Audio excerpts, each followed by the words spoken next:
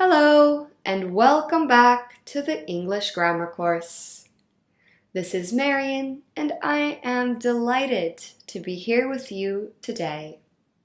After a review of the possessive form, we will be learning about punctuation. So let's review possessives first. We use possessives to indicate the possessions and relationships between people, animals, places, and things. There are different kinds of possessives: possessive nouns, possessive adjectives, and possessive pronouns. To indicate that something or someone belongs to a person, is connected to a place, or to show the relationship between people, we use apostrophe S. For example, my sister's boyfriend is really nice. To form possessives with plural nouns, we add the apostrophe after the plural S. The football player's coach makes them work hard. There is more than one football player, and the coach belongs to all of them. With irregular plural nouns, we use apostrophe S. The geese's feathers are so white. Geese is the plural form of goose. It is irregular.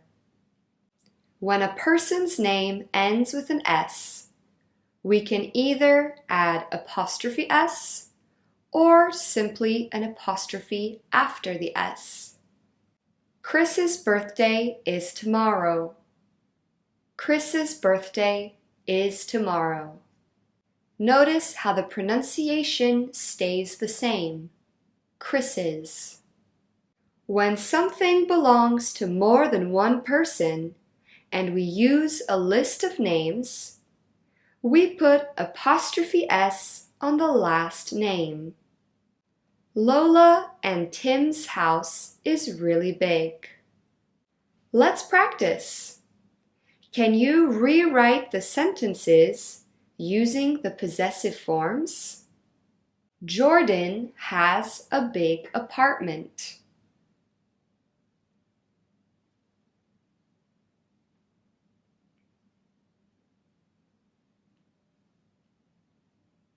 Jordan's apartment is big. Your brothers share a bedroom. It's big.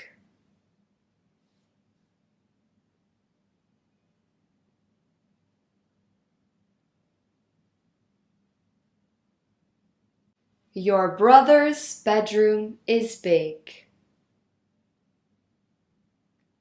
My parents have travel plans.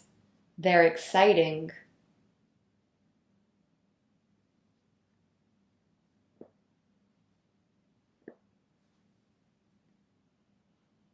My parents' travel plans are exciting. Her children go to school. It's big.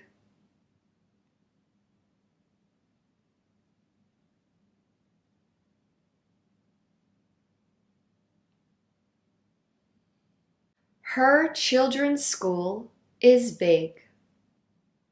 Travis made a cake. It's delicious.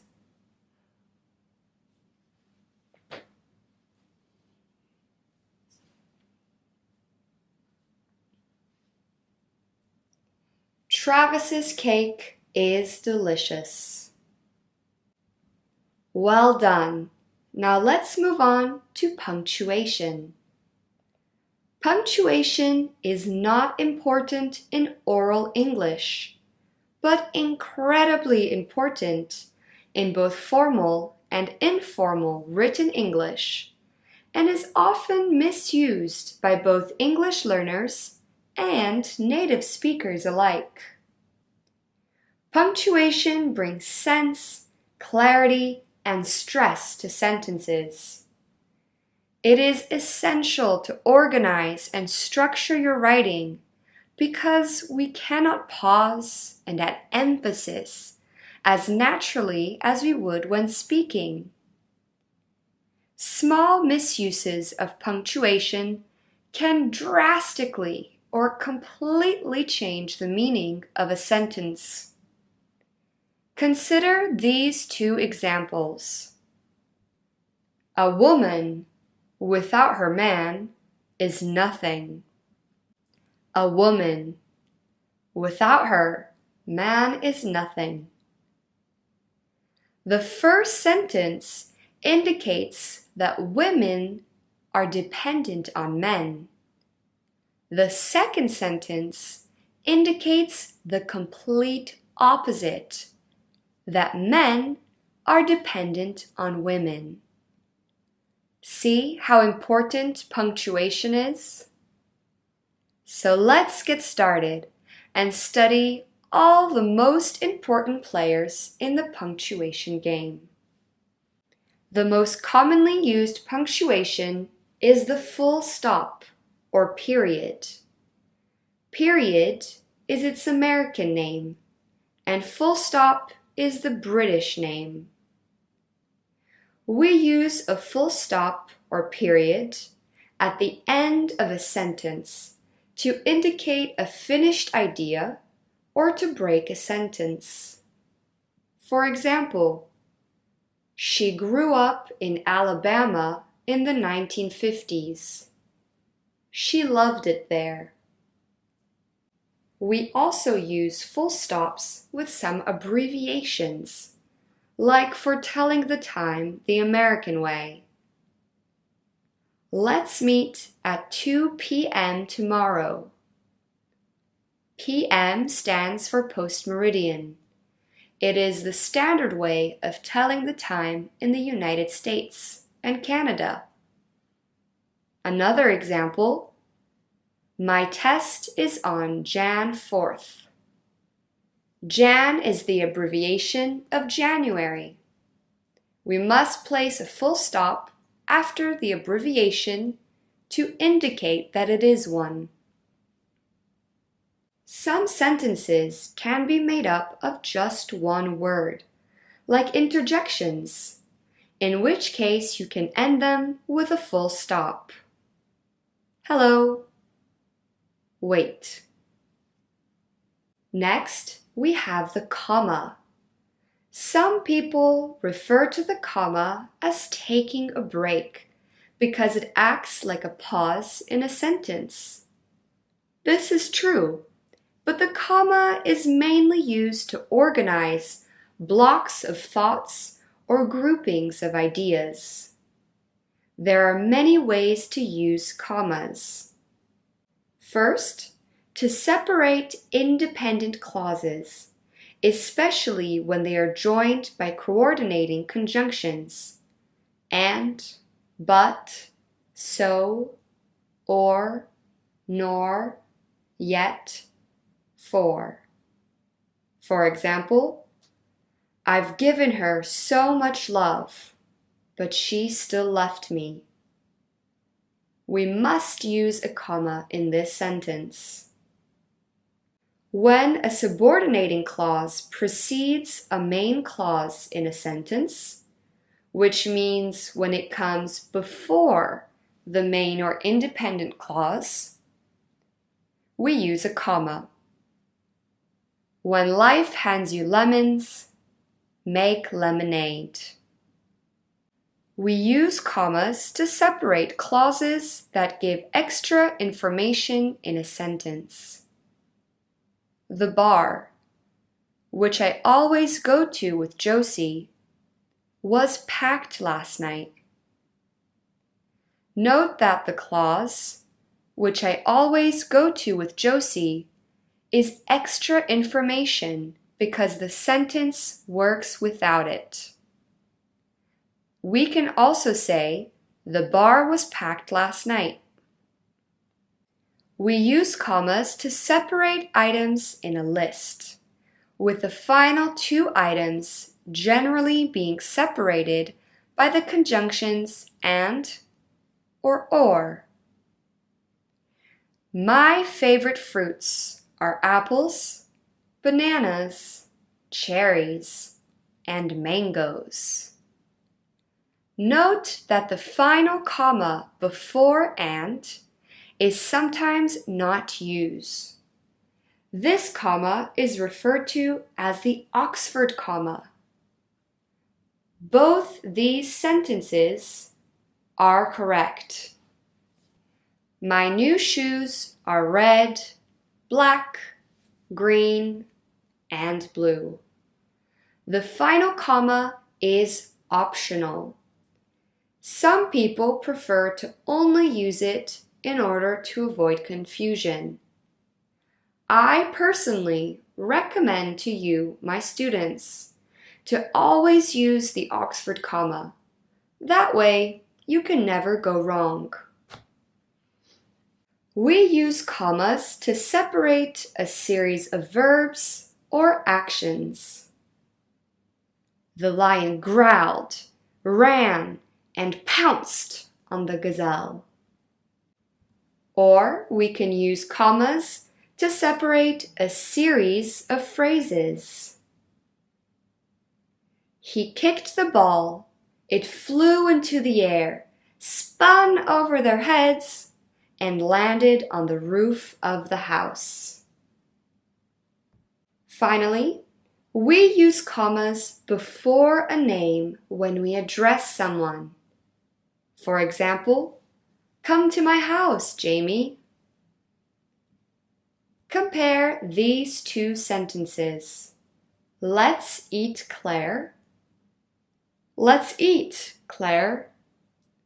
In the first sentence, we are suggesting eating Claire. Claire is the food. In the second sentence, we are telling Claire to eat. The meaning is completely changed by the use of a single comma. All right, let's practice full stops and commas. Add the correct punctuation to these sentences. We left, got in the car, and went home.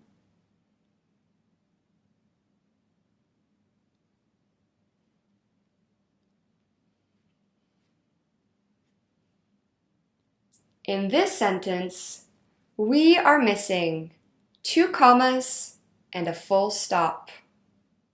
We left, got in the car, and went home. We separate the series of phrases with commas and end the sentence with a full stop.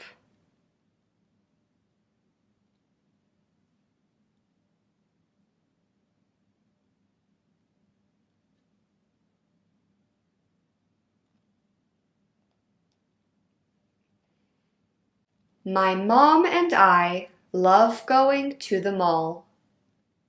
This sentence only requires a full stop at the end.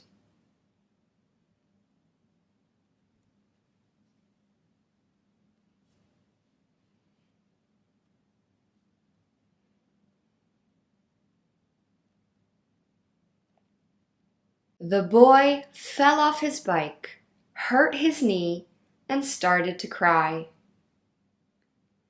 Here we are missing 2 commas and a full stop.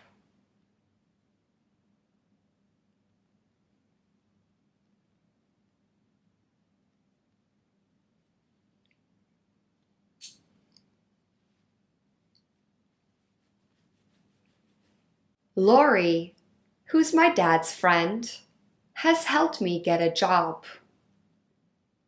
Who's my dad's friend is a relative clause.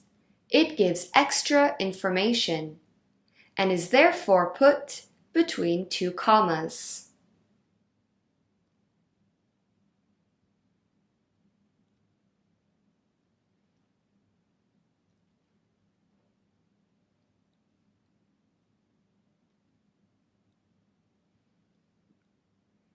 She plays football, basketball, tennis, and badminton really well.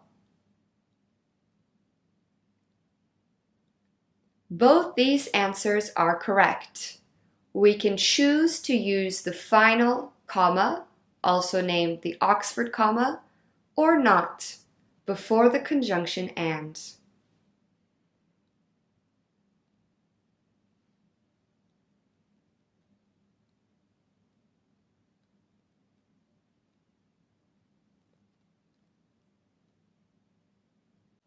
As I left the bar, I noticed someone had left their wallet. As I left the bar is a subordinate clause. Therefore, we need a comma after it as it comes at the beginning of a sentence. Great work! Next up, semicolons. A semicolon is between a comma and a full stop. We use it to join phrases and sentences that are related to each other without having to use a conjunction. I like this bar. The staff are so friendly. I take vitamins every day. I don't want to get sick. A semicolon can usually be replaced by a comma and a conjunction. For example, I drink coffee every day. I can't live without it. I drink coffee every day because I can't live without it. Both these sentences are correct and mean the same thing. It is simply a choice of style to use the semicolon or the conjunction because. Next, we have colons. We use colons to introduce lists. For example, for this workshop you'll need a sketchbook, watercolors, and 3 paintbrushes. We use colons to connect 2 independent clauses when the second clause gives extra information on the first one. I've always loved baking. I've been baking cakes, cookies, and pies since I was a child. We use colons for emphasis. She had worked her entire life to achieve one goal: become the best chef in London. Finally, we also use colons to divide the hour and minutes in writing the time. It's 4:15 p.m. Next, we have apostrophes, which are easy as we've studied its use in recent lessons. The most common use for apostrophes is for contractions. I don't know where the boat is.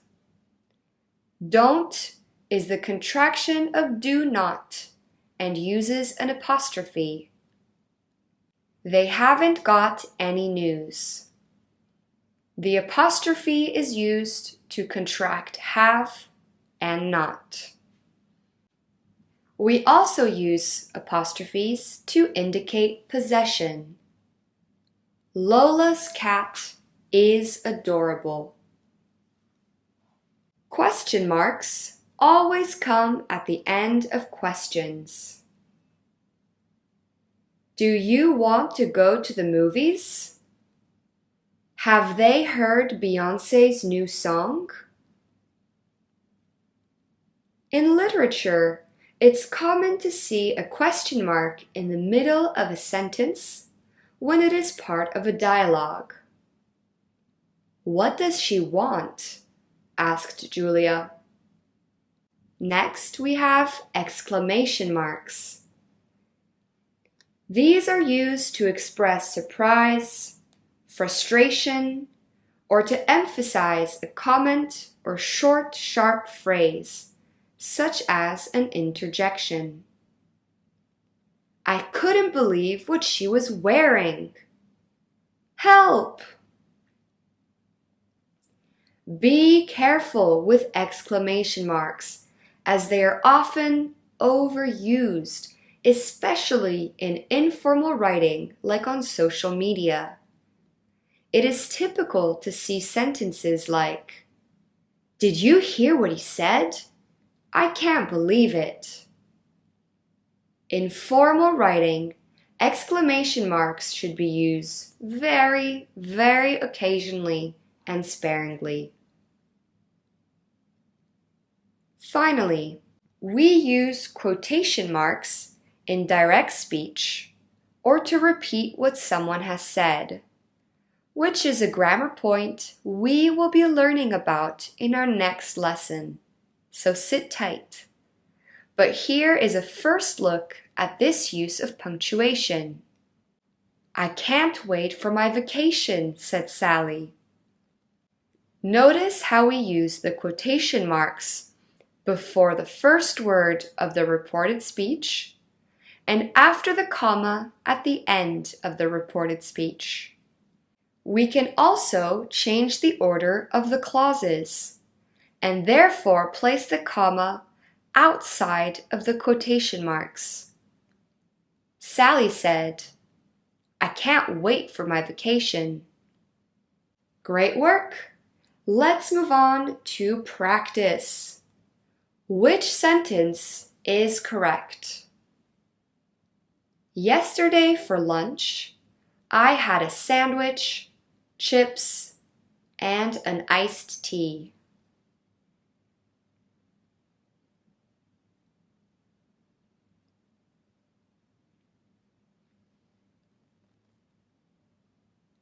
The first sentence is correct. We can place a comma before the coordinating conjunction and, but never, ever after. The bartender was great. Her cocktails were delicious.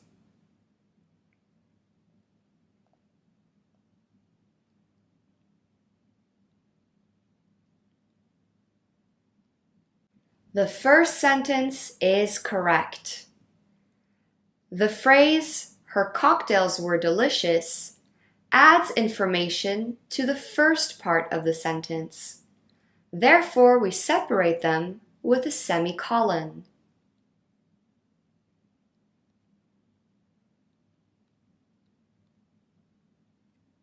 For this class, you will need 3 books: The Bluest Eye, Death of a Salesman, and The Catcher in the Rye.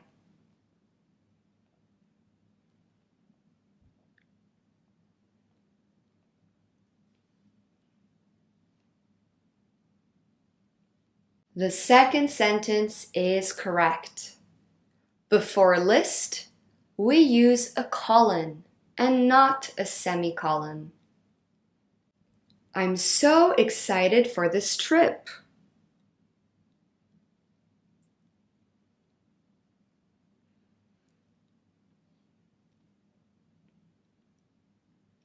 The first sentence is correct. We do not need a comma in this exclamation. Are you going to the market tomorrow?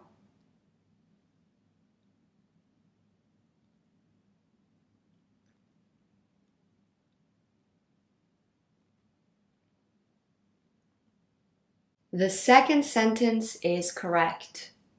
This is a question, as indicated by the use of the auxiliary verb to be, conjugated as are, that is used before the pronoun you.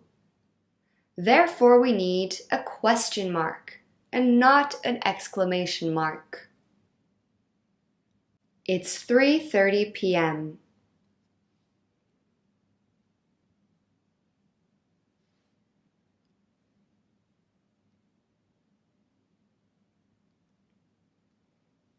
The second sentence is correct.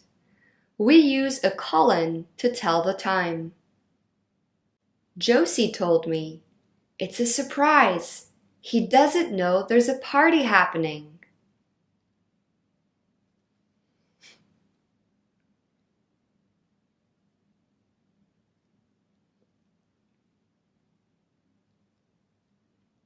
The first sentence is correct. We use a comma to introduce a quotation. It is possible to introduce a speech using a colon, but in that case, we do not use quotation marks. I've only ever dreamt of one thing, moving to Paris. The first sentence is correct. We use the colon to emphasize the dream, which is moving to Paris. Are you going to Spain next week?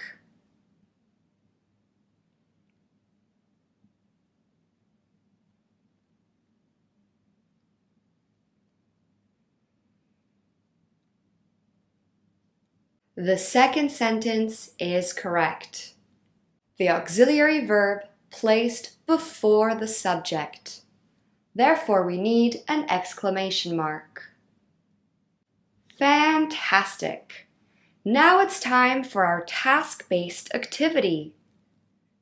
Can you answer the questions based on these fun examples of why punctuation is so important? They are widely available in picture form on the internet, and I recommend going to find more at the end of this lesson. But for now, let's get started.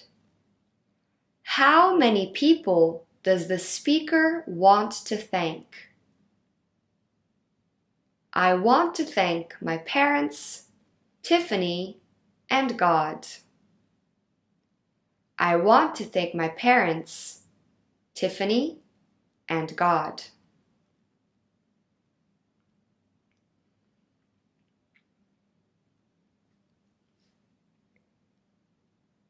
The first sentence indicates that the speaker has two parents that are called Tiffany and God.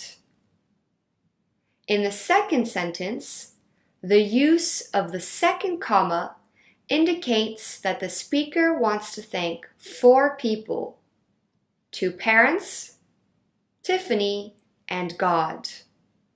Tiffany and God are separate people to the parents. How many things does the speaker find inspiration in? I find inspiration in cooking my family and my dog. I find inspiration in cooking, my family, and my dog.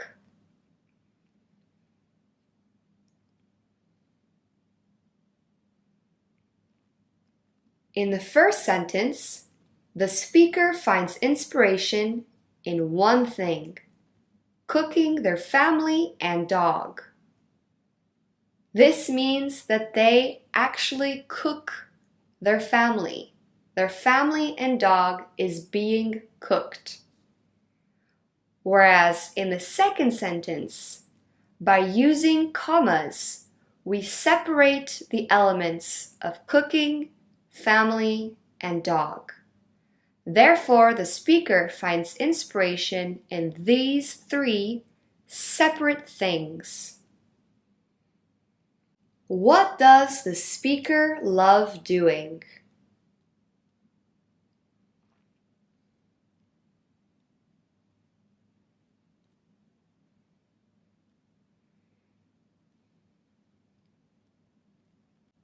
In the first sentence, the speaker loves baking and is telling children that they do. In the second sentence, the speaker loves to bake the children. The children are being baked. What a difference in meaning, huh? Does the speaker want wine? No more wine. No, more wine. In the first sentence, the speaker does not want any more wine.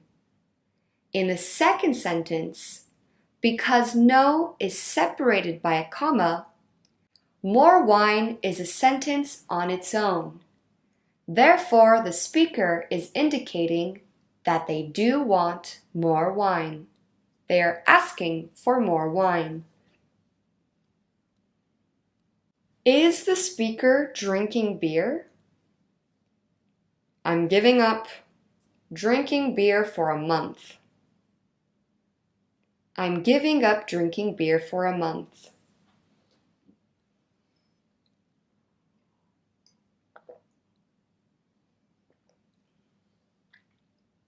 In the first sentence, the speaker continues to drink beer. The full stop separates these two ideas. The speaker is giving up. Therefore, the speaker is drinking beer for a month. In the second sentence, there is no punctuation separating these phrases. Therefore, the speaker is indicating that they are giving up drinking beer.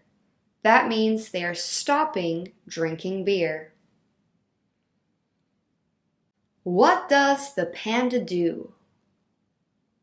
A panda eats, shoots, and leaves. A panda eats, shoots, and leaves.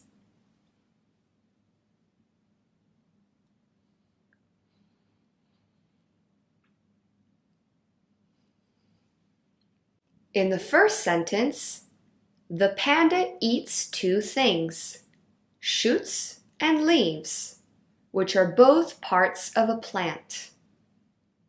In the second sentence, a panda eats, then shoots, then leaves, as indicated by the speaker in the use of commas to separate all three actions. Shoots can also mean two things. Shoots in the first sentence is a noun to indicate part of a plant. Shoots in the second sentence is a verb, which means to pull from a gun. Therefore, the punctuation can indicate different meanings from just one word. How incredible is that? Well done! Let's move on to review. We use a full stop or period at the end of a sentence to indicate a finished idea or to break up a sentence. See you soon! Joe lived in California for 10 years. We use a comma to separate independent clauses, especially when they are joined with coordinating conjunctions like and, but, so, or, nor, yet, for. I brought my sister to this cafe and she loved it. We use a comma when a dependent or subordinating clause precedes a main clause in a sentence, which means when it comes before the main or independent clause. After he said goodbye, he went home. We use commas to separate clauses that give extra information in a sentence. Lucy, the girl I met last night at the party, is super friendly. We use commas to separate items, verbs, or a series of phrases in a list. The robber grabbed the money, shot his gun, and ran off toward his car. We use commas before a name when we address someone. Let's go to the mall, Paula. We use a semicolon to join phrases and sentences that are related to each other without having to use a conjunction. I'm surprised she moved to Germany. She seemed happy here. We use colons to introduce lists. You need 3 ingredients to make pancakes: eggs, milk, and flour. We also use colons for emphasis. She found out something horrible. Her husband was cheating on her. We use question marks at the end of a question. Have you been eating healthier?